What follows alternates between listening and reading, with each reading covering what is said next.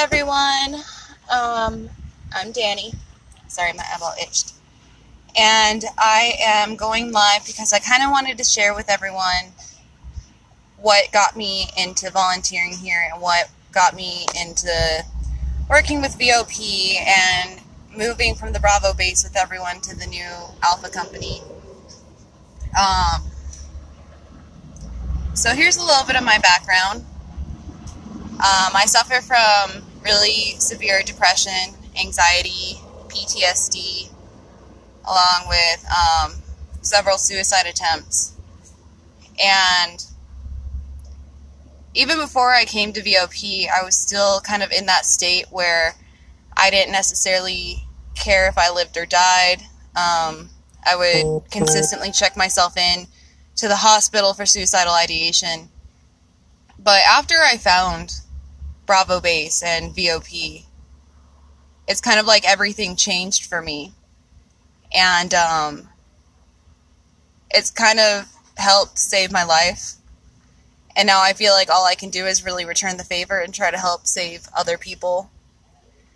And I find that with what we're doing, trying to end the child sex trafficking and everything, it hits pretty close to home. When I was younger, I was sexually assaulted twice, and it kind of set the tempo for my life and changed a lot of things, and I feel like my life would have been a lot different if that didn't happen to me. And knowing how much being assaulted has hurt me, I can only understand how much hurt it would bring upon a child along with their family. So what I imagine what they have to be going through is 10 times worse than what I experienced. And it really breaks my heart that there's people out there that will do this. But this is one of the reasons why all of this means so much to me.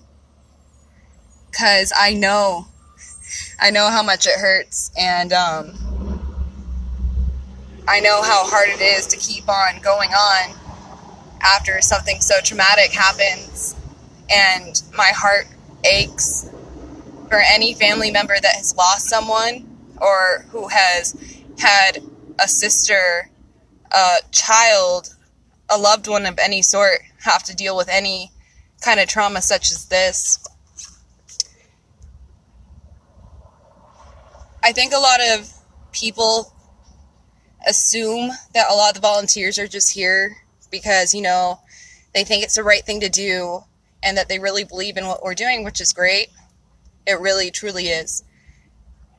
But I also kind of wanted some people to know that one of the reasons I'm here personally is also for personal reasons. It means more to me than just doing the right thing.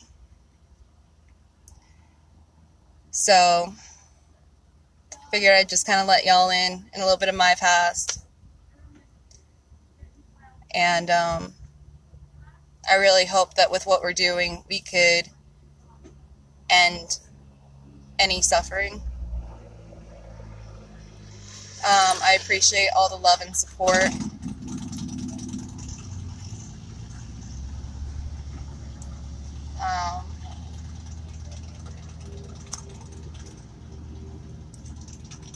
And for anyone who has gone through something such as I have with being sexually assaulted, I feel for you. There's always someone to talk to, so you are not alone. And like I said, being out here truly, I think, has helped save me. It was only about a week, I think it was, before I came to VOP that I was contemplating ending my life. I had the suicide note and everything. I set up everything in my bathtub, so when I did off myself, hopefully it wouldn't be a bad mess. I had the picture of me and my mom as a baby. I had a picture of a loved one. I told my mom that I was done.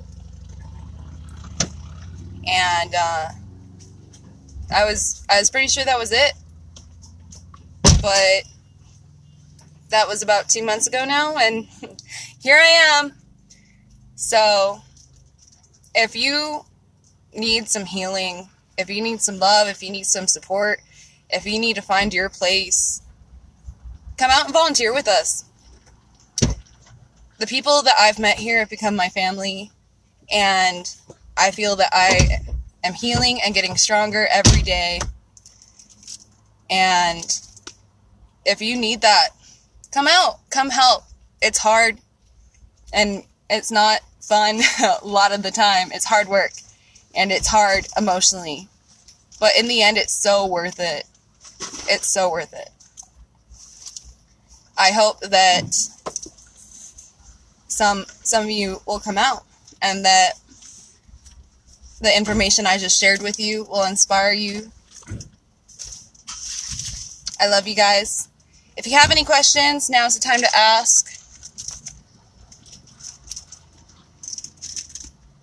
Thank you. My faith is stronger in God every single day, even when I have my doubts.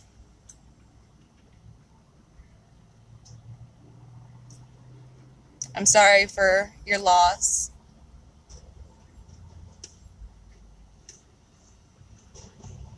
Thank you. I love all the support. I love all the love. It's amazing. What happened with the skull? As far as I know, nothing's really happened with it.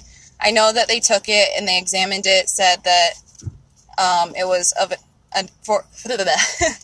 it was an adult skull, but I don't really know what's happened past that. As far as I know, not a whole lot.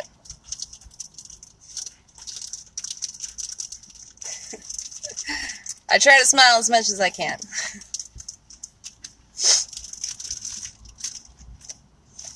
Does anyone else have any other questions?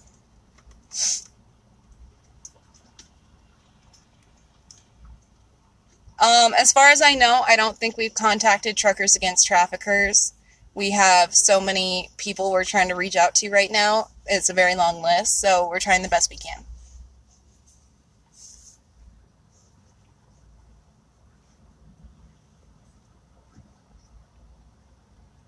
Thank you for the hugs and the love. We did find some other bones out in the desert, but we're still constantly searching to see what else we can find out there.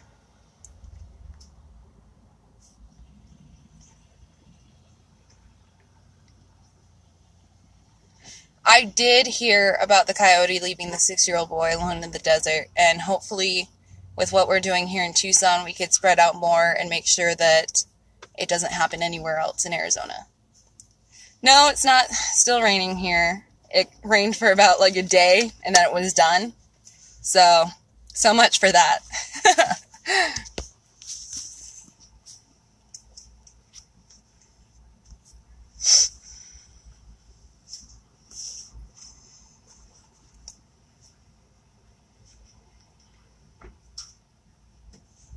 Thank you for the heads up, Alberta.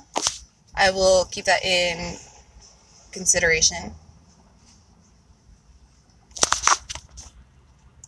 Alright, guys. If there's no more questions, I think I'm gonna go. Gotta go get the mail and whatnot. And the YouTuber that you're talking about did come back. He's at the Alpha Camp right now. We do not work in Texas as of right now. For now, we are just here in Tucson. But I'm hoping that we can make this into a bigger thing and have more people on our side. Sherry Sereno, my name is Dani.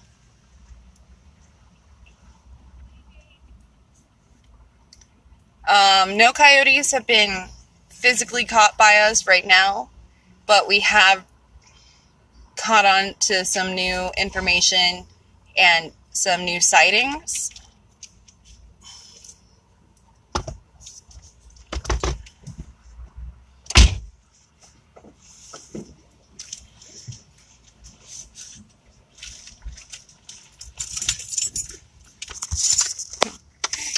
Have y'all? No, I have not We have not contacted Tim with Equi Search in Texas to help. We are trying to stay as compliant with law enforcement as we possibly can. We don't want any problems with them. We would love if we were on each other's side, so it just kind of depends on who comes out and just kind of how that interaction goes. Lewis is back at Alpha Camp. He's making sure everything's running smoothly. We do have teams out on ops right now. Me and my team are currently going to go take care of the mail situation and take anything that doesn't need to go to Alpha, make sure that it goes to Bravo Base and all the homeless there and the homeless in the park.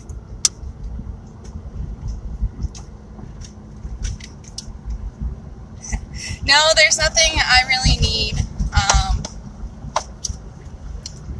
Though something I would think would be cool for not just me but others at Alpha is I used to have a little daily prayer book, and it would give me a prayer for every day of the year. So if anyone wanted to send one of those out, I think it'd be very uplifting.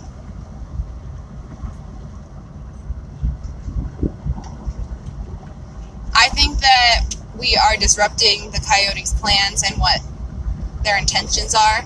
I think we're making them nervous. So we are having effect, and that is my belief.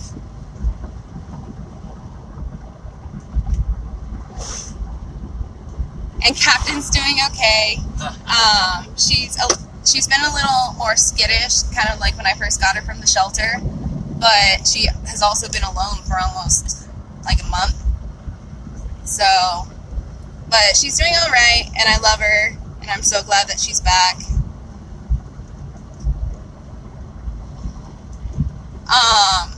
We did find a little bit of information about the lady's plane ticket that we found, but when we tried to contact her, we got her family and they said that they didn't really want to speak with us, which is totally fine. We respect that. So that's as far as we got on that end. I love daily meditation books. I love having a daily prayer.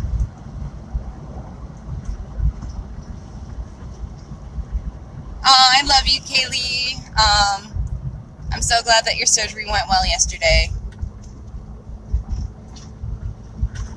We do have a library at Bravo Base, but right now it kind of goes back and forth between having a lot of residents who read and then going through a spell of no one reading at all. So I think books are always appreciated. I love books. Kind of going back to what I was saying about my sexual assault / trauma, I actually found 2 books for myself when I was in a treatment program. One I think is called Vigilante, and in a way I felt like it helped me a lot. Vigilante has to do with a girl basically getting revenge on anyone who is a rapist or wants to harm women. So it was kind of neat. It was like I got to see some revenge that I wanted to take out in a book form. So, I don't know, maybe someone else will find that helpful. Yes, my name is spelled D-A-N-I. We have plenty of Camelbacks, but thank you so much. We could always use some more coconut water along with regular water. Thai coconuts.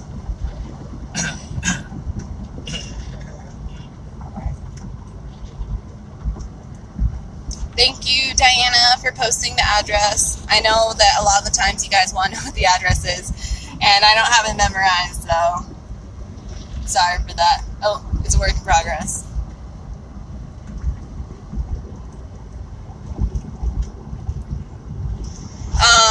Melanie, my attackers were not prosecuted. The first time that I was assaulted, I never said anything because I didn't understand what had happened. And I feel like a lot of people, such as myself, whenever it does happen, they don't necessarily realize that it was rape. And so by the time it kind of settles in, it's a little too late to try to get your justice.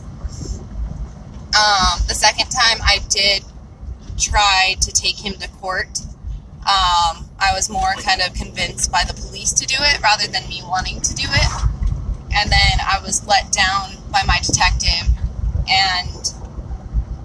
think that's kind of what made it more traumatic for me, was actually trying to seek justice and then being failed. The name of the book, Laura, I think it's called Vigilante. I want to say it might be by Katie Cross, but I might have my other book mixed up. So.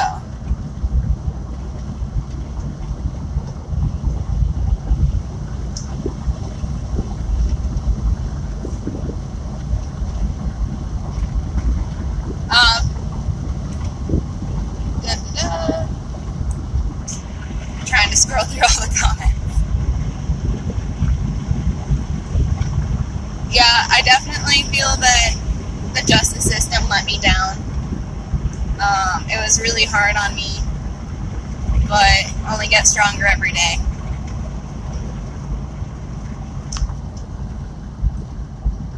And for anyone else who feels like their case should have gone to court and it didn't, and you feel like you were let down, I'm so sorry for you. I know that it's hard when you're sexually assaulted to speak up and fight for yourself. And when it's hard to fight and speak up for yourself, I think it kind of relates to what we're doing so much, because these children that are out here that are being trafficked, they need someone to fight for them. They need someone to speak for them. They need someone who is willing to put in the good effort to make sure that they get justice. And for any sexual assault survivor, thriver, we may not have gotten the justice that we wanted nor deserved, but we can fight for these kids because we all know that they deserve it. We know that right now they don't have a voice. So I think it's our job to kind of take responsibility, be their voice, fight for them.